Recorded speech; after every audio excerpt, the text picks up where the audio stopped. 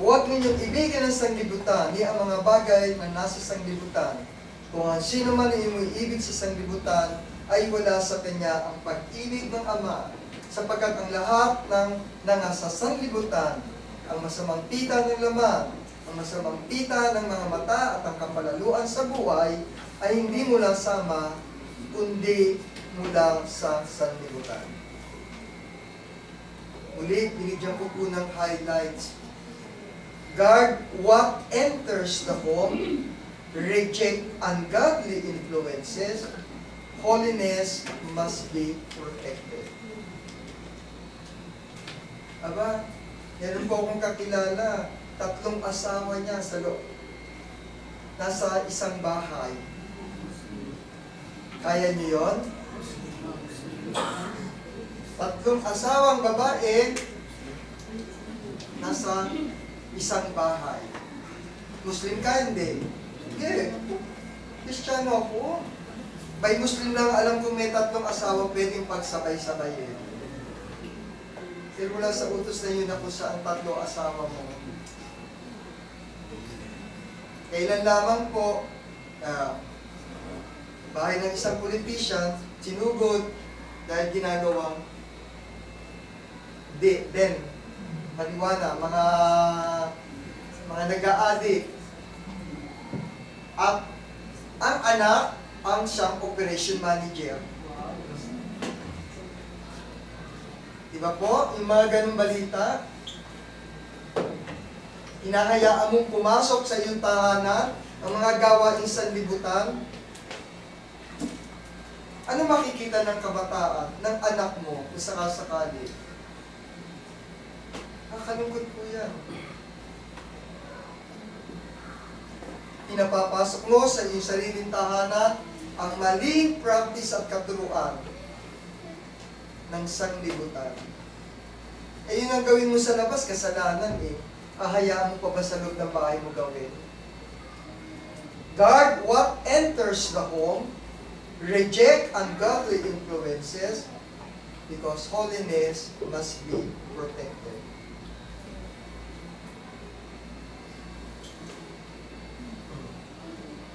Let's commit ourselves, the whole family, to serve God together.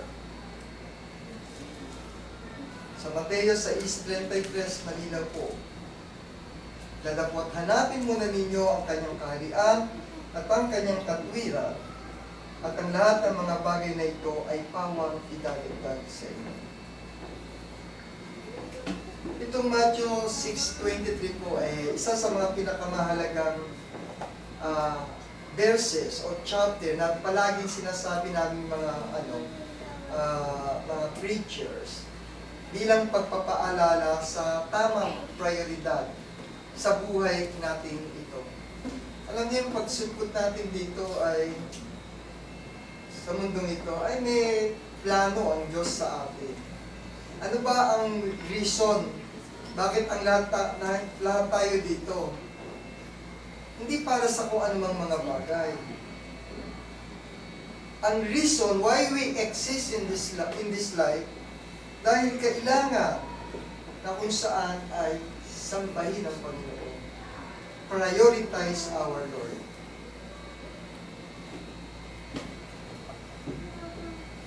Binigyan ko po ng highlight yung hanapin muna. Tinuturo ng banal na kasulatan na kung saan ay dapat sa ating mga desisyon, sa oras, sa mga layunin natin, sa ating mga buhay, priority. Nahanapin natin ang kanyang kaharian. Ito yung tumutukoy. Yung kaharian ko na tinutukoy dito ay yung paraan ng pamumuhay sa ilalim ng kanyang pamamahala. Kung paano tayo pinamamahalaan ng ating Panginoon sa ating mga buhay. Yung paano natin susundin ang kanyang mga turo at aral. Tapos, ginuhitan ko po yung kanyang katwiran na ang ibig ko po ipagbigyan diin ay kung paano ang bawat isa sa atin ay magiging matuwid, sumusunod sa kanyang mga utos, umiiwas sa kanyang mga kasalanan, sa ating mga kasalanan, hindi lamang para sa mga panlabas na kabutihan, kundi yung tunay na pagbabago ng ating mga puso. At yung ikatlo po rito ay ginitan ko yung sinasabi na idadagdag sa inyo. Hindi po ito ibig sabihin na ibibigay sa atin ng Diyos ang lahat ng ating mga kahilingan. Kailangan ko ng kotse, kailangan ko ng bahay, God, bigyan mo ako. Kasi sumusunod ako, hindi po yun ang ibig sabihin ng talatang ito. Nais lamang pong idaragdag sa inyo. Kayo po ba'y napansin ninyo na bilang isang Kristiyano, okay, kayo po ba'y talagang nakaranas ng matinding kahirapan sa buhay? Nakaranas po. Pero nakaahon. Naka-move on. At ngayon, nararanasan nyo na yung tulong at binigay ng Panginoon sa inyo. Dumaan tayo lahat sa pagsubok, dumaan tayo sa hirap. Pero sa ngayon, dahil natili tayo sa turo ng Panginoon, nararanasan nyo pa ba yung nakikita nyo, kung ikukumpara nyo yung sarili nyo ng paghihirap ng iba, ganun pa rin ba ang inyong nararanasan? Hindi na. Kasi, idinagdag na sa inyo yung ng Panginoon, kundi binibigay na sa atin ng Panginoon ang ilan nating mga pangangailangan. Yung mga pangangailangan kung saan ay makakabuti sa atin. Pero mag-request ka ng sobra-sobra. Sabi mo akong famous na tao kasi gusto ko maging kilala sa buong Pilipinas. Eh alam ng Diyos na kapag ikaw ay naging politician o kilalang tao, ay ba ikaw gusto na ikaw na kasama ni ano, nakulapot ngayon.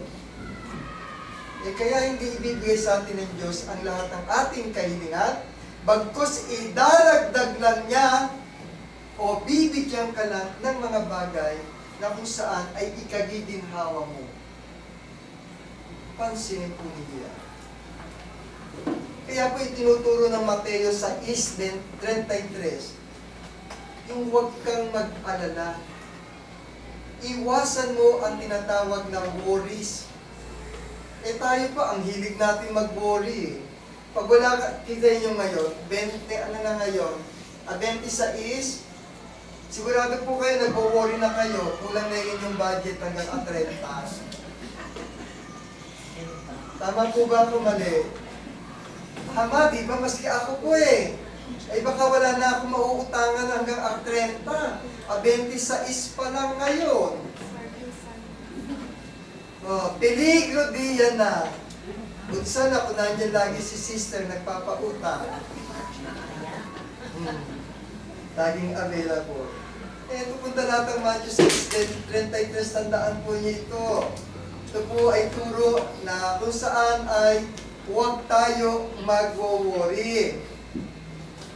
Dahil ang Panginoon Diyos ang magbibigay ng ating mga pangangailangan sa araw-araw. Napakaganda po nitong talatang ito. Basta, siya lamang po ang ating kailangan. At panghuli po, nais ko pong inyong hilingin upang tayo ay magkaroon ng tinatawag na God-centered family. We must remain faithful through all seasons. Galatians 6:9, at huwag tayong mga pagod sa paggawa ng mabuti, sapagkat sa kapanahunan ay magsisipag-ani tayo kung hindi tayo mga hihimago. Napakaganda po itong tinuturo sa atin. Stay faithful in trials and blessing. Do not grow weary. Consistency builds a lasting legacy. Kahit sabihin po natin hindi sinasagot yung ating mga panalangin sa ngayon.